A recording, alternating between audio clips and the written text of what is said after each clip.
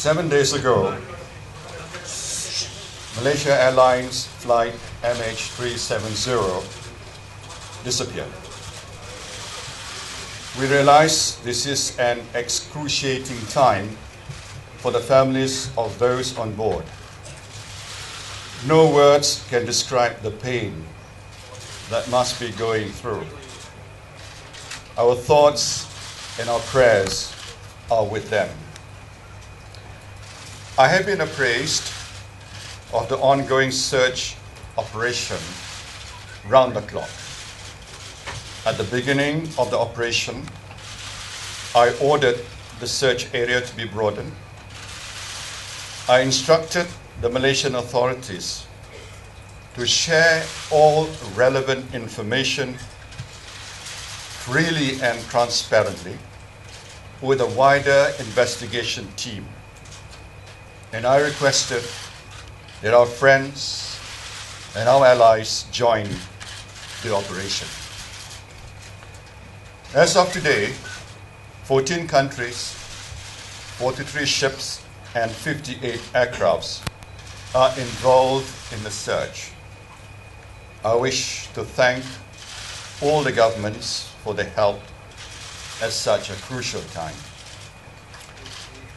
Since day one, the Malaysian authorities have worked hand in hand with our international partners, including neighboring countries, the aviation authorities, and a multinational search force, many of whom have been here on the ground since Sunday. We have shared information in real time with authorities who have the necessary experience to interpret the data. We have been working non-stop to assist the investigation, and we have put our national security second to the search for the missing plane. It is widely understood that this has been a situation without precedent. We have conducted search operation over land in the South China Sea, the Straits of Malacca, the Andaman Sea, and the Indian Ocean. At every stage, we acted on the basis of verified information, and we followed every credible lead. Sometimes these leads have led nowhere. There has been intense speculation. We understand the desperate need for information on behalf of the families and those watching around the world. But we have a responsibility to the investigation and the families to only release information that has been corroborated. And our primary motivation has always been to find the plane. In the first phase of the search operation, we searched near MH370's last known position in the South China Sea. At the same time, it was brought to our attention by the Royal Malaysian Air Force that based on their primary radar and aircraft, the identity of which could not be confirmed, made a turn back. The primary radar data showed the aircraft proceeding on a flight path which took it to an area north of the Straits of Malacca. Given this credible data, which was subsequently corroborated with the relevant international authorities, we expanded the area of search to include the Straits of Malacca, and later to the Andaman Sea. Early this morning, I was briefed by the investigation team, which includes the FAA, NTSB, the AAIB, the Malaysian authorities, and the Acting Minister of Transport on new information that sheds further light on what happened to MH370. Based on new satellite communication, we can say with a high degree of certainty that the aircraft communications addressing and reporting system, or ACRES, was disabled just before the aircraft reached the east coast of Peninsular Malaysia. Shortly afterwards, near the border between Malaysia and Vietnamese air traffic control, the aircraft transponder was switched off. From this point onwards, the Royal Malaysian Air Force primary radar data showed that an aircraft which was believed but not confirmed to be MH370 did indeed turn back. It then flew in a westerly direction back over Peninsular Malaysia before turning northwest. Up until the point at which it left military primary radar coverage, these movements are consistent with deliberate action by someone on the plane.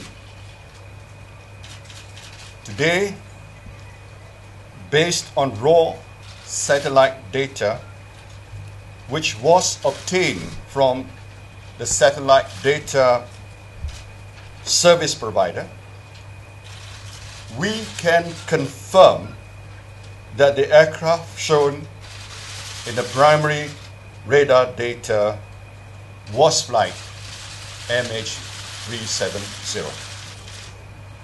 After much forensic work and deliberation, the FAA, NTSB, AAIB, and the Malaysian authorities, working separately on the same data, concur. According to the new data, the last confirmed communication between the plane and the satellite was at 8:11 a.m. Malaysian time on Saturday, 8th of March. The investigation team is making further calculations which will indicate how far the aircraft may have flown after the last point of contact. This will help us to refine the search. Due to the type of satellite data, we are unable to confirm the precise location of the plane when it last made contact with the satellite. However, based on this new data, the aviation authorities of Malaysia and their international counterparts have determined that the plane's last communication with the satellite was in one of two possible corridors. A northern corridor stretching approximately from the border of Kazakhstan and Turkmenistan to northern Thailand, or a southern corridor stretching approximately from Indonesia to southern Indian Ocean. The investigation team is working to further refine the information. In view of this latest development, the Malaysian authorities have refocused their investigation into the crew and passengers on board. Despite media reports that the plane was hijacked, I wish to be very clear. We are still investigating all possibilities as to what caused MH370 to deviate from its original flight path. This new satellite information has a significant impact on the nature and scope of the search operation. We are ending our operations in South China Sea and reassessing the redeployment of our assets. We are working with the relevant countries to request all information relevant to the search, including radar data. As the two new corridors involve many countries, the relevant foreign embassies have been invited to a briefing on the new information today by the Malaysian Foreign Ministry and the technical experts. I have also instructed the Foreign Ministry to provide a full briefing to foreign governments which had passengers on the plane. This morning, Malaysian Airlines has been informing the families of the passengers and crew of these new developments. Clearly, the search for MH370 has entered a new phase. Over the last 7 days, we have followed every lead and looked into every possibility. For the families and friends of those involved, we hope this new information brings us one step closer to finding the plane.